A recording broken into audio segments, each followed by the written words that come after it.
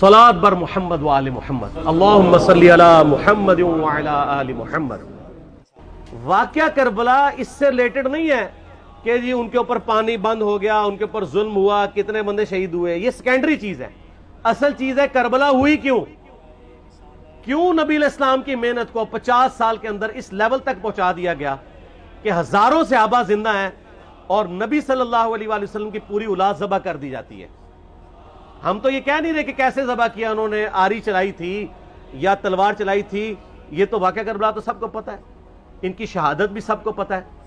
Jamia Tirmidhi में हदीस है, हसन हुसैन जन्नती नौजवानों के सरदार हैं और इनकी वालिदा जो है वो जन्नती औरतों की सरदार हैं। और अल मुस्तदिल हाकिम में हदीस है, हसन हुसैन जन्नती नौजवानों के सरदार हैं और उनके वालिद उनसे भी बेहतर हैं।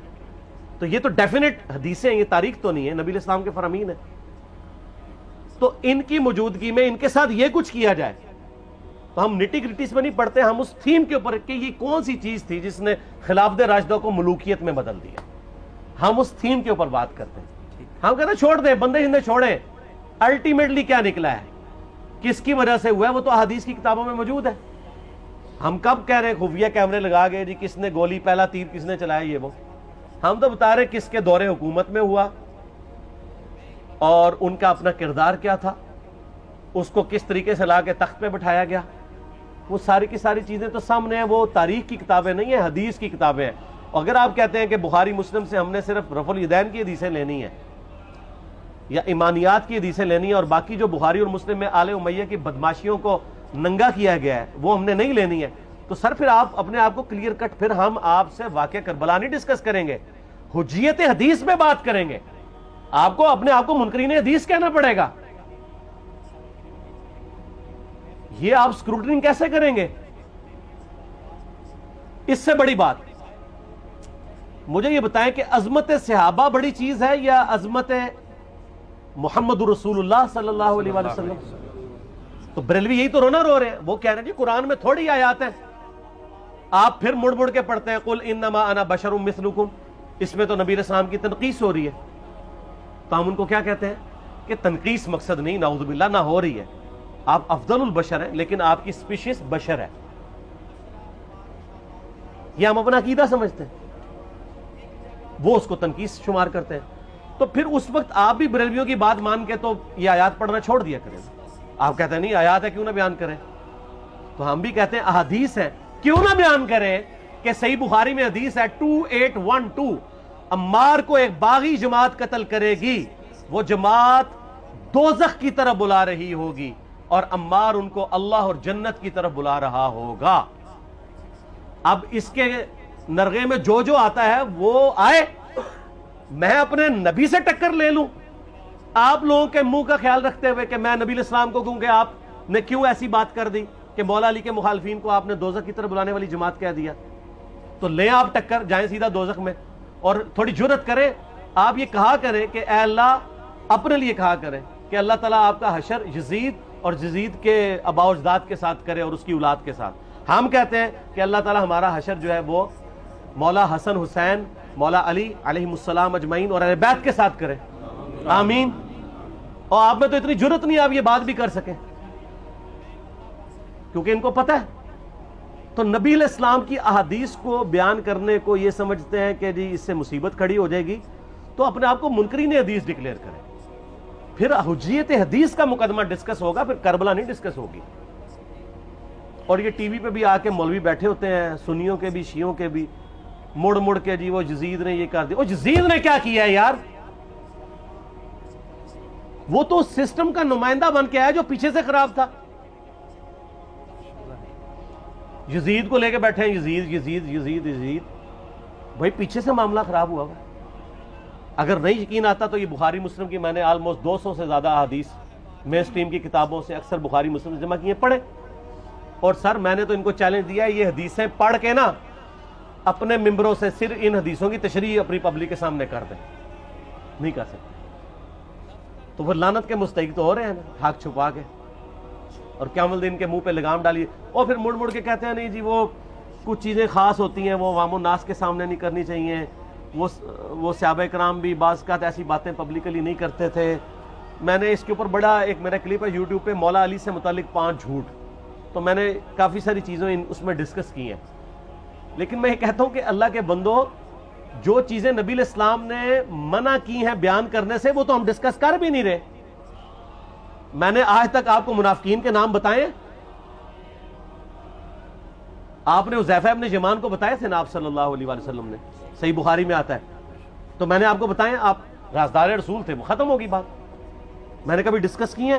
اگرچہ میں نے صحیح مسلم کی حدیث 7035 نمبر ڈسکس کی ہے کہ نبی علیہ السلام نے فرمایا میرے صحابہ میں 12 منافق ہیں، وہ کبھی بھی جنت میں داخل نہیں ہوں گے یہاں تک کہ سوئی کے ناکے سے اونٹ نہ گزر جائے، اور ان میں سے 8 ایسے ہیں جس کی کمر پہ دوبیلا پھوڑا نکلے گا.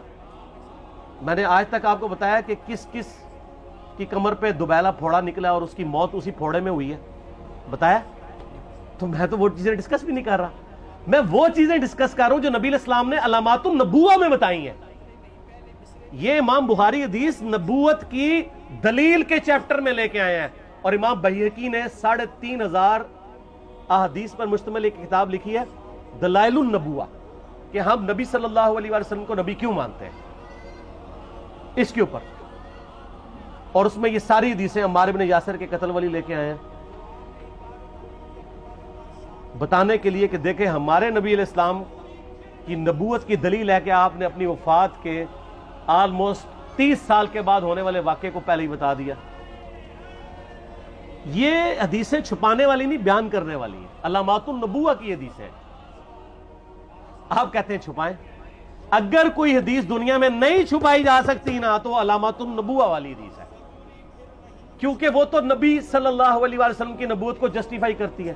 ورنہ میرا ایک معصومانہ سوال ہے کہ نبی صلی اللہ علیہ وسلم نے یہ باتیں کر کے ان کے زوم میں نعوذ باللہ امت کو مصیبت میں ڈال دیا. آپ نے خود ہی فرمایا کہ یہ ہوگا. کیوں فرمایا آپ نے؟ میں تو بیان کر کے مجرم ہوں. تو جس نے مجھے خبر دی ہے ان کے بارے میں آپ کا کیا خیال ہے؟ یہ مسند احمد کی حدیث یہ میں نے گھر بیٹھ کے بنائی ہے کہ میری بیوی کا کیا حال ہوگا جس پہ خوف کے کتے بھونکیں گے. تو سیدہ عائشہ سے مجھ سے زیادہ نبی علیہ السلام کو محبت تھی، لیکن آپ اللہ کے پیغمبر تھے، آپ نے اپنے گھر کی خبر بھی نہیں چھپائی، بتا دی کہ یہ ہوگا. اور اس سے بڑھ کے آپ صحیح بخاری میں دیکھیں عمار بن یاسر کا خطبہ ہے. میں نے یہ سارا، پریشان نہیں ہونا، یہ ریسرچ پیپر میں سارا کچھ موجود ہے، اور کوئی چیز بھی ایسی نہیں جو اس میں سکپ ہو. صحیح بخاری میں خطبہ ہے کہ عمار بن یاسر کو مولا علی نے بھیجا کوفے میں. کوفے والے نیوٹرل ہو گئے تھے کیونکہ بصرہ سے سیدہ عائشہ آ رہی تھیں، اور وہاں پہ انہوں نے کہا نہ ہم سیدہ عائشہ کا ساتھ دیں گے نہ مولا علی کا دیں گے. تو عمار بن یاسر کو تیار کرنے کے لیے، یعنی وہاں کے جو عوام تھی اس قتال کے لیے، مولا علی نے بھیجا.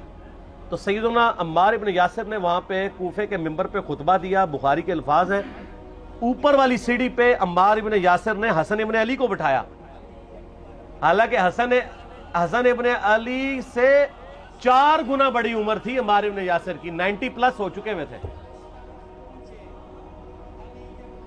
3-4 گنا ان کی عمر تھی. لیکن اہل بیت کا احترام کیا، خود نچلی سیڑھی پہ بیٹھے. بخاری کے الفاظ ہیں کہ اے لوگو اللہ نے تمہیں آزمایا ہے، ایک طرف دنیا اور آخرت میں تمہارے نبی کی بیوی ہے سیدہ عائشہ، دنیا اور آخرت میں، یعنی عزت اپنی جگہ قائم. یہاں لوگ سمجھتے ہیں کسی کی غلطی آ گئی تو پتہ نہیں کیا ہو گیا. وہ یار اس کا مرتبہ اپنی جگہ ہے، غلطی اپنی جگہ ہے، پیغمبر نہیں ہے وہ. اور دوسری طرف علی ابن ابی طالب ہے. اللہ اب دیکھے گا تم عائشہ کی اطاعت کرتے ہو یا اللہ کی. علی کی نہیں، اللہ کی. کیوں؟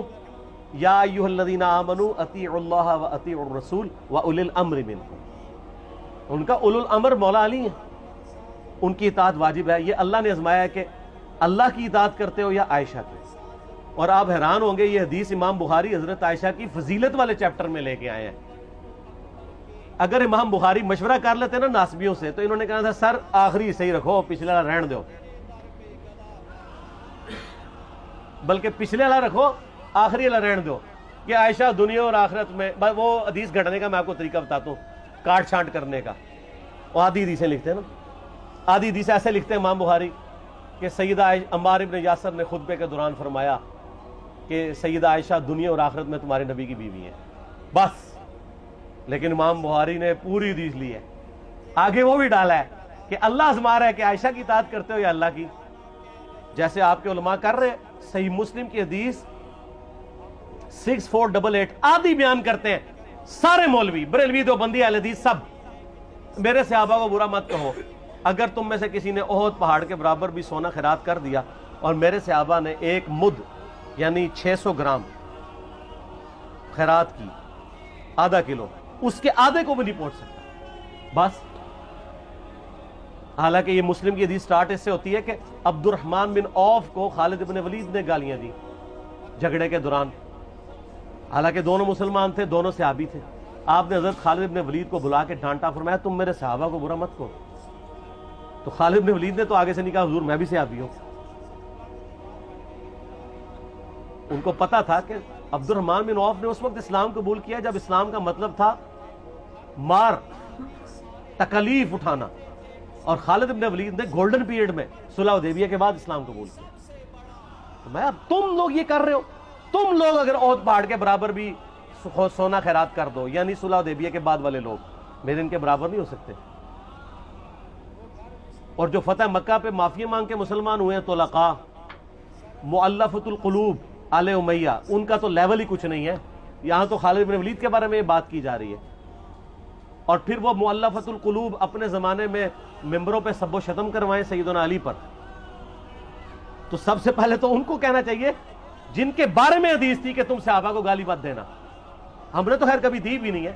اور میں یہ آخری جملہ ان کو ایسا بولتا ہوں کہ جو ان کے دماغ تک ڈرل کر جائے گا کہ آل امیہ نے جو کچھ اپنے دور کے اندر سیدنا علی کی گستاخیاں کی ہیں نا، ہم نے تو ویسی کوئی ایک گستاخی بھی آل امیہ کے بارے میں نہیں کی ہے. میں نے آج تک آل امیہ کے اوپر بائی نیم کسی کے اوپر لعنت کی ہے؟ حالانکہ یہ مولا علی پہ کرتے رہے. یہ ہے لعنتی خود ہو گئے نا، جب مولا علی پہ لعنت کی تو لوٹ آئی. مسند ابی اعلیٰ میں صحیح سند کے ساتھ حدیث موجود ہے، مسند احمد میں بھی موجود ہے کہ سیدنا علی کو جس نے گالی دی اس نے رسول اللہ کو گالی دی صلی اللہ علیہ وسلم. جب ام سلمہ نے کہا تھا، شیخ زبیر صاحب نے اس کو تحکیم میں صحیح لکھا ہوا ہے فوٹ نوٹ کے اوپر، کہ لوگوں تمہارے ممبروں پر رسول اللہ کو گالیاں دی جاتی ہیں، تو انہوں نے کہا معاذ اللہ، ہم کب کہیں گے، ایسا نہیں ہو سکتا. تو ام سلمہ نے کہا تم لوگ علی اور اس سے محبت کرنے والوں پہ گالی گلوچ نہیں کرتے ہو کیا؟ جبکہ میں نبی کی بیوی کہتی ہوں کہ سب سے زیادہ رسول اللہ سے محبت، سیدنا علی سے محبت نبی صلی اللہ علیہ وآلہ وسلم کرتے تھے. لہٰذا جب یہ تم کہتے ہو نا علی پر لعنت، علی سے محبت کرنے والوں پہ لعنت، تو یہ لعنت تو تم نبی علیہ السلام تک لے کے جا رہے ہو نعوذ باللہ، کیونکہ علی سے محبت کرنے والا پہلے نمبر پہ نبی صلی اللہ علیہ وآلہ وسلم ہے. اور پھر کہتے ہیں سب کا مطلب تنقید ہے. اور نہ، پرانیاں گلاں، پرانے بابے، پرانے بزرگ، جھوٹے ہو. صحیح مسلم کھولو 6229 غدیر خم سے اگلی حدیث، لعن اللہ ابا التراب کے الفاظ ہیں، مٹی والے ابن ابی طالب پر لعنت، یہ الفاظ موجود ہے. سب کا ترجمہ لعنت ہی ہے، تنقید نہیں ہے.